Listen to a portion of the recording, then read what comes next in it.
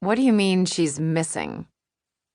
I watched frantic ants descend upon a nearby apple core and a face-down slice of pizza. A renegade splinter faction marched across the parking lot with tiny bits of food on their backs. The raccoons must have been in the garbage behind my office again, and I made a mental note to report it when I got back inside, but of course I would forget. "She's missing," Molly said, her exasperation creeping through the receiver. "I don't know how else to explain it to you." "She's not missing." Above all else, I knew two truths about Julie. The first was that she was the most stubborn, most determined person I'd ever met. And the second was that she loved attention. Julie would never be missing. She might go dark, intentionally disappear for a few days here or there just to make sure someone noticed. A pop quiz, "Do you love me?" That she was capable of. That I believed. But missing, as in milk cartons and posters and hounds and fields, no way. I told Molly as much. "What year do you think this is? Milk cartons?" "That's my point. People don't go missing anymore." "What? What world are you living in?" I'd been asking myself that question for a long time. I didn't have an answer for her.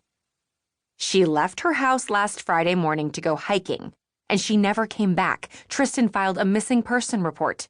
They have a team out looking for her." "Looking where?" "Acadia National Park." "How do you find out?"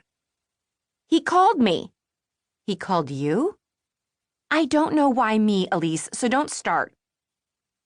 Tristan was Julie's husband. None of us had ever met him. They had gone to the same high school and reconnected when Julie returned to her gloomy Massachusetts hometown to take care of her sick mother. They got married before her mom died so she could be there. The ceremony and reception were held in someone's backyard. We were sent 2 pictures from that day. One was of Julie and Tristan cutting a 2-tiered pale yellow cake topped with sugared daisies. The other was of Julie standing in a patch of generous sunlight, smiling with her head back, as if she was mid-laugh or the weight of her happiness was too much for her neck. She wore a birdcage veil. It was a shock to all of us. It might have been the shock of our lives had she not gone missing. "What do we do?" I asked Molly. "I don't think there's anything to do. Just gotta wait. And prepare ourselves." I dug into my back pocket for my lighter. It was a white one.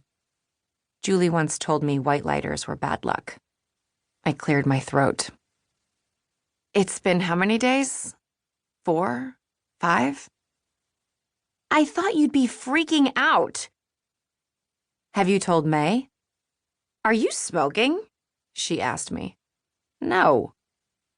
"Yes, I called Mae first because I thought she'd be the calm, logical one. She was very upset. I know, because she said she was very upset." Mae was hardwired to think showing emotion was bad manners.